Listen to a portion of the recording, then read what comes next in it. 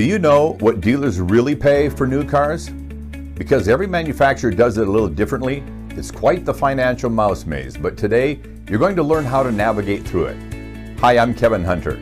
On this video, no matter where you're starting from knowledge-wise, you're going to have a better idea how much a car dealership really pays for their new cars, trucks, and SUVs they have in inventory. If you still have questions after all of this, we left an open box for you right down here in the comment section. Well, go ahead and use it. You'll get feedback from other buyers, and I check back often as well.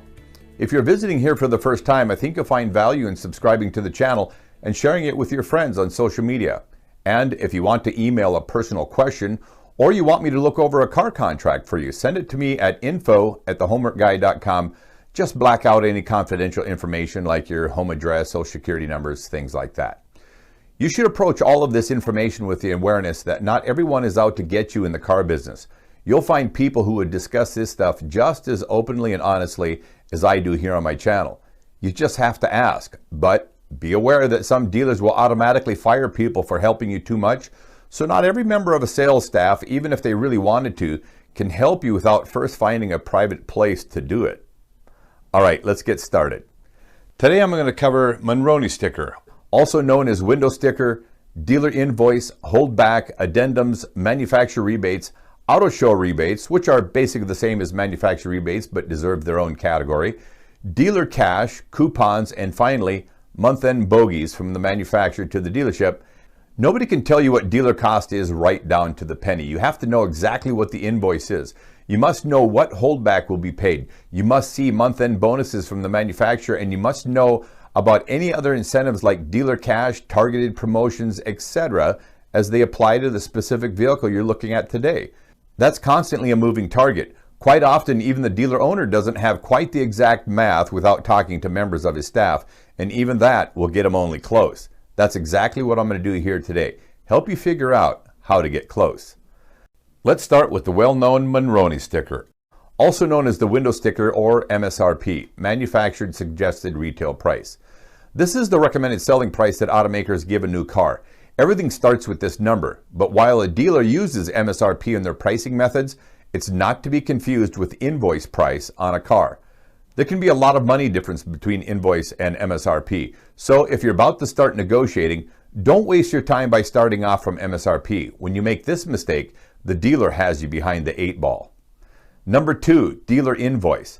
Invoice price, sometimes referred to as dealer cost, is the price that appears on the invoice that the manufacturer sends to the dealer when they receive a car from the factory. Invoice price is the amount commonly quoted to customers as the actual price the dealer pays to the manufacturer, but if that were true, we could end the video right here. A few things to be aware of. The dealer invoice usually includes a fee known as a destination charge, but sometimes it does not, so look closely. If a destination charge is on the invoice, you shouldn't be seeing a destination charge on your car contract. This is called the double dip, which some dealers do get away with and do it often. Don't get stuck paying for it twice. How can you make sure that you're getting the actual invoice? Well, there's definitely fakes out there. You're going to have to ask multiple dealers for an invoice on similar cars. Just make sure the equipment and trim levels are the same. Multiple copies allow you to compare others, and you'll figure out quickly who's being dishonest and who isn't actually giving you the real invoice. You'll know it because the honest ones will give you the invoices with the lowest cost. Dealers never cheat by giving you a number lower than cost. Number 3, holdback.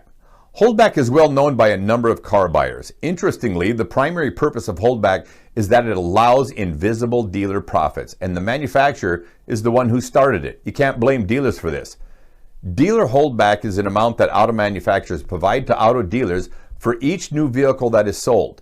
It's usually 2 to 3% of the invoice price or the manufacturer's suggested retail price, or MSRP. Some car buyers try to use dealer holdback to calculate the net price of a vehicle to the dealer with the intention of using that amount as a basis for negotiating a rock bottom price. However, determining the dealer's actual net cost is difficult even for seasoned automotive insiders like me. You can try visiting sites like Edmunds.com and find true market value, that's TMV. This is an average of what other people are paying for a car in a given area. As I suggested earlier, you should also shop the same vehicle with multiple dealers. Ask each one for the invoice. Some will give you the real one, others will give you a fabricated one. Ask them to highlight the holdback on the invoice. Some will give it to you, others won't. But if you do the homework, you'll find out what it is. Why is there holdback in the first place? Dealers get 4 benefits. A. Dealers can borrow money to finance cars based on an invoiced amount that includes the holdback. So, the higher the invoice amount, the more the dealership can borrow from its lender, its own banker. Interestingly, holdback is allowing the dealers to fudge cost numbers to their own bank, borrowing more than cost. B. Inflating the dealership's costs with holdback can have the appearance of less profit, and since sales personnel are paid commissions based on the gross profit of each sale, the holdback has the effect of lowering gross profit, and the sales commission is lower too. Do you see any irony here? Holdback allows the dealer to cheat its own employees out of sales commissions. C. Holdback enables dealerships to advertise invoice price sales and sell their vehicles at or near invoice and still make money on the transaction. And D. Lastly, holdback allows the dealer to lead their customers to believe that they've hit rock bottom price when in fact they haven't. Manufacturers are the ones who started the entire cat and mouse game with holdback, so don't blame the dealers for this. Number 4, addendums. The addendum or dealer added sticker is a dealership created sticker that contains various high profit and overpriced accessories or products to add profits to the vehicle. An addendum sticker is conveniently placed next to the large MSRP sticker to make it look like the manufacturer put it there. The hope of the dealer is that you won't ask questions about it. You can learn about it at autocheatsheet.com. The link is on the screen. It's just a fabricated window sticker designed to look like the MSRP sticker, as I said, but if you aren't aware of what the addendum sticker is, you could wind up paying for products you hadn't planned on purchasing. Number 5, rebates.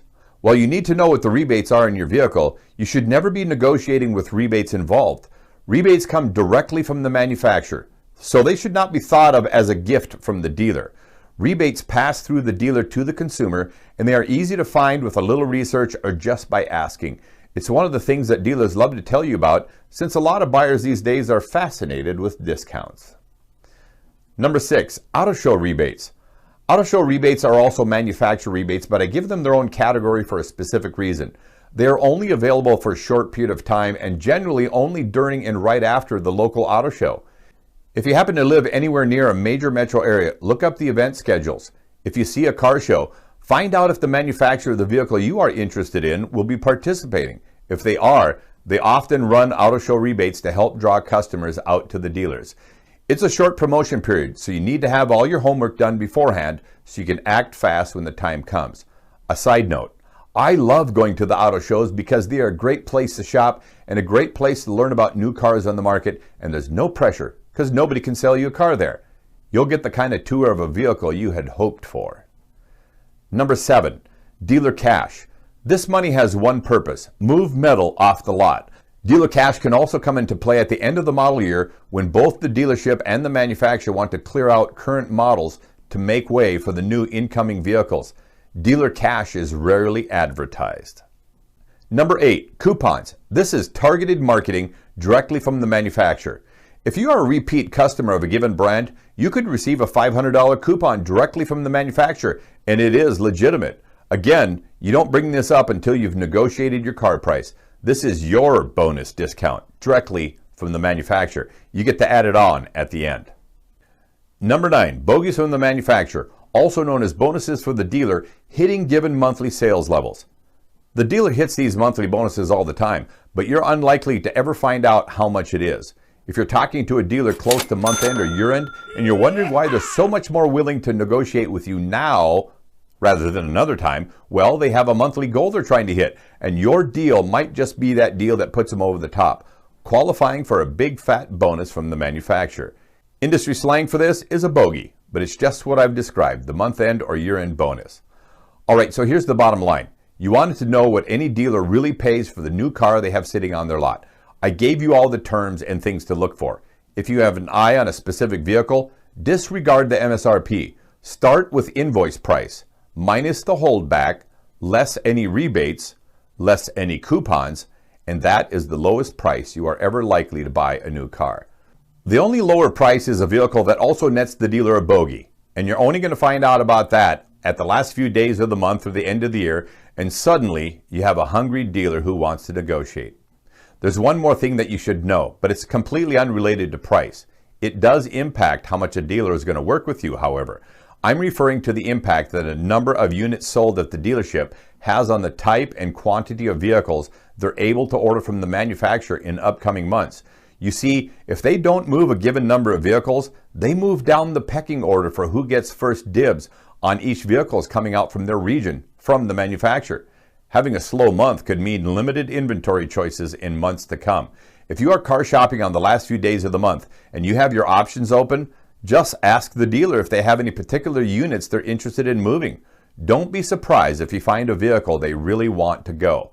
This is one of those rare cases where you get the deal of a lifetime, all because you were at the right place at the right time and you knew how to ask the right questions. I hope you can use all this information to your advantage and go out and get a fair car deal. I encourage you to shoot for fairness because dealers do need to make a profit to stay in business. If you appreciated the help that I gave you here today, there's a few ways you can say thanks. Click like or leave me a comment. You can also share this video with your family and friends. Subscribe to the channel if you're new here. For those of you who wish to leave a tip, I put a link in the description box down below, but don't hurt yourself. $1 or $2 says a huge thank you. And for those of you who have left tips, you're going to be excited to see how we're going to use that money. You're going to see us helping car buyers on lots all around the country, all on our dime. And as an added bonus, we'll be contributing to the down payment on their car. How cool is that? I'm looking forward to connecting with you in your city someday down the road. If you need to reach me again, visit my website, thehomeworkguy.com, and you'll find contact information there. Well, now it's time for me to get back to the best part of my day. I have 3 little munchkins who need their daddy to play with them. I'm Kevin Hunter. Until next time, take care.